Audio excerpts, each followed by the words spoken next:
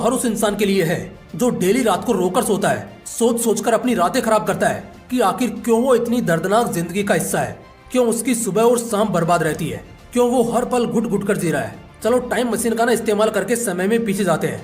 जनवरी, नया साल और सपने बवाल, लेकिन काम का फिर भी बुरा हाल। 3 महीने शुरू के सिर्फ बर्बाद रहे ये सोच सोच कर कि करना क्या है, और जब मकसद तय हुआ तो 1 महीने लगन से जरूर काम किया, लेकिन फिर बरसात का मौसम शुरू हुआ और सारे मकसदों को भूलकर उस काम चोरी वाले कंबल को दोबारा ओढ़ लिया। बरसात में बर्बाद रहे और अब शुरू हुई सर्दियां, जिसमें तकलीफ के आंसू यही सोच सोच कर निकलते रहे कि साला क्यों हम इस साल भी बर्बाद रहे। मैं ना कुछ बताना चाहता हूँ, ये साल बर्बाद रहा तुम्हारी वजह से, लेकिन अब भी देर नहीं हुई, क्योंकि अगर तुम इस वीडियो के टाइटल को देखोगे तो समझोगे कि क्यों मैंने वीडियो 31 दिसंबर से पहले देखने के लिए कहा है। मुझे पता है अब लोग न्यू ईयर मोटिवेशन देंगे जो अगले साल के बारे में होगा, लेकिन इस साल का क्या? हर साल के शुरुआत में लोगों को मोटिवेट करते रहो और साल के आखिर में भी वो बर्बाद ही रहे, तो फिर किस काम की है ये मोटिवेशन? बात में वजन तो तब पड़ेगी ना जब मैं तुम्हारे इस बर्बाद साल को भी आबादी में बदल सकूं, एक नई जिंदगी में संवार सकूं। मैंने कहा ना, मैं चाहता ही नहीं हूं कि कोई भी शख्स मेरे इस वीडियो को नए साल में देखे। लोग तो खैर साल 2 साल बाद भी देखेंगे, लेकिन मैं ये चाहता हूँ कि मेरे व्यूवर्स, जो लोग मुझको जानते हैं और जो लोग मुझको नहीं भी जानते, वो सारे लोग अभी इस तारीख यानी 31 दिसंबर से पहले इसे देखें। अभी मैं आपके साथ 8 बातें शेयर करूंगा, लेकिन उससे पहले ना कुछ बताता हूँ आपको, थोड़ी आग लगाता हूँ आपके अंदर। देखो भाइयों, जिंदगी अगर 100 साल भी जियोगे ना, तब भी आखिरी के 30 साल और शुरू के 10 साल कोई काम के नहीं है, और बचे हुए 60 साल में से 30 साल तो सिर्फ सोने में गुजार दोगे। तो ये जो बचे हुए 30 साल है ना, वो बड़े कम है, बहुत कम समय बचा है दोस्त। शायद अगर गौर करो तो तुम्हारी रूह भी कांप उठे। और डरावनी बात यह है कि बचे हुए 30 साल में से भी ना, एक एक करके तुम एक एक साल घटाए जा रहे हो। एक समय ऐसा आएगा कि जब कटोरा लेकर भीख भी मांगोगे ना, तो भीख भी नहीं मिलेगी। लेकिन अब क्या, मुझे पता है, चाहे होश में या फिर बेहोशी की हालत में ही सही, तुम सब अभी अफसोस के आंसू रो रहे हो, और तुम्हारे मन में ये सवाल भी उठ रहा होगा कि भाई अब क्या? चलो 11 महीने तो बर्बाद कर लिए, तो आखिरी महीने का क्या प्लान होगा? इस 1 महीने में क्या मैं सब कुछ सही कर लूंगा? क्या इस 1 महीने में मैं दुनिया जीत लूंगा? इस 1 महीने में मैं सब कुछ हासिल कर लूंगा? और क्या इस 1 महीने बाद मुझे कभी बर्बाद होने का अफसोस नहीं होगा? देखो, मैं तो जवाब के साथ तैयार हूँ, तुम बस जुनून के साथ तैयार रहना। हाँ, इस 1 महीने में तुम सब कुछ हासिल कर लोगे।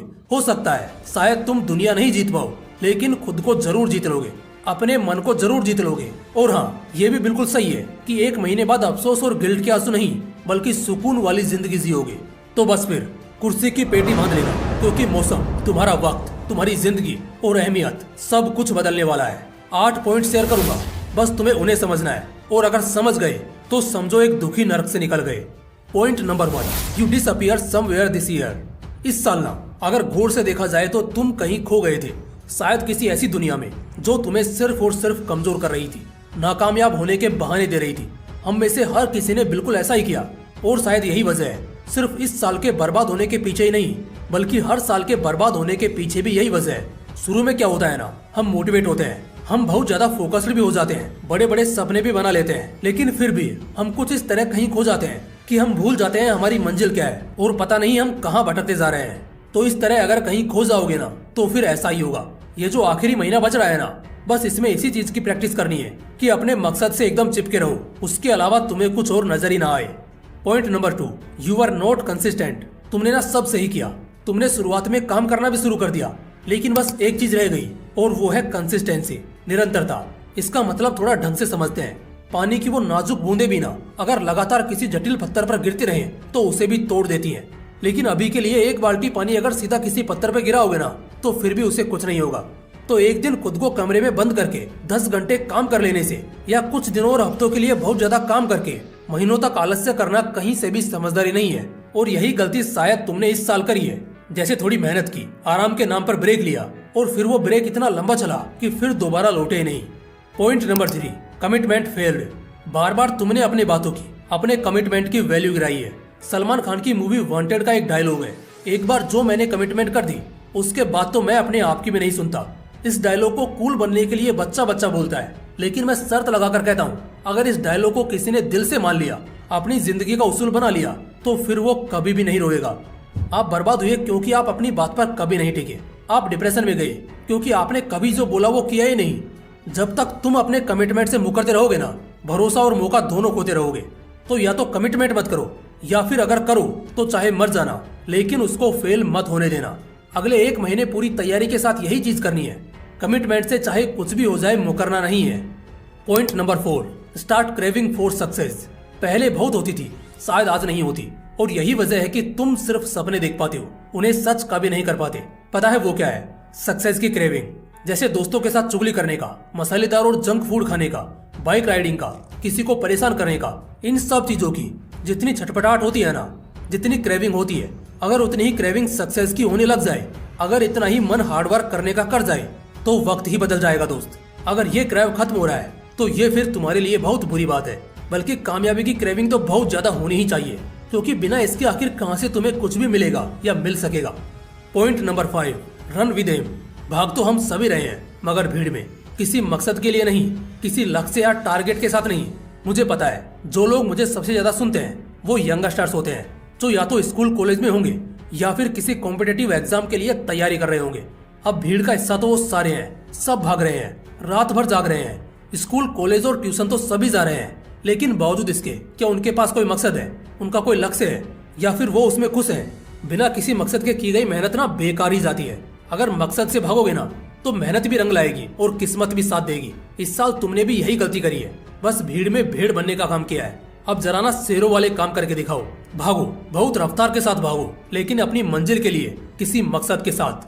Point number 6, don't rest. आराम मत करो। इस पूरे साल क्या किया? आराम ही तो किया। रात को 8 घंटे मिलते हैं ना सोने को, बस फिर अब और क्या चाहिए दोस्त? अब तुम दिन में अगर 4 घंटे सोओगे और फिर जब जगोगे तब सिर्फ बिस्तर पर पड़े पड़े माँ बाप पर हुक्म चलाओगे तो फिर हो गया कल्याण। इससे अच्छा तो एक जानवर है, अपने खाने के लिए कम से कम खुराक ढूंढने के बहाने ही सही, लेकिन मेहनत तो करता है। अब इस साल के 11 महीने तुम बर्बाद कर चुके हो। अगर अगले 1 महीने और इसके बाद आने वाले कई सालों को खोना नहीं चाहते हो तो चाहे कुछ भी हो जाए, एक महीने को हाथ से नहीं जाने देना है। इसमें बिल्कुल भी आराम नहीं करना है। वैसे भी ये आराम करने का समय है ही नहीं। 2 महीने बाद बहुतों के एग्जाम होंगे तो भूल जाओ आराम। हाँ मानता हूँ ठंड शुरू हो रही है, लेकिन जब नींद नहीं खुलेगी ना, या कंबल छोड़ने का मन ना करे, उस वक्त खुद को बस इतना कहना, क्या मैं रोने और जिंदगी भर घुट घुट कर जीने को तैयार हूँ? अगर तुम्हारा दिल हाँ कहे तो फिर सो जाओ, और अगर दिल ना कहे तो सब कुछ छोड़कर तुरंत खड़े हो जाओ। Point number 7, do experiments. इस आखिरी महीने में ना बहुत सारे एक्सपेरिमेंट्स करो, तुम्हारे बहुत सारे शक दूर हो जाएंगे। सुबह पढ़ो, कभी रात को पढ़ो, कभी शाम में पढ़ो। इससे तुम्हें ये पता चल जाएगा कि कौन सा समय तुम्हें सूट करता है। कुछ दिन वर्कआउट और अच्छा डाइट मेंटेन करके देखो, इससे ना तुम्हें पता चल जाएगा कि बॉडी में एनर्जी का कितना फर्क पड़ता है। इसी तरह कभी बहुत ज्यादा काम करके देखो, फिर जब आराम करोगे ना तो पता चल जाएगा कि सुकून क्या चीज होती है। इसी तरह से अलग अलग एक्सपेरिमेंट्स करके देखो।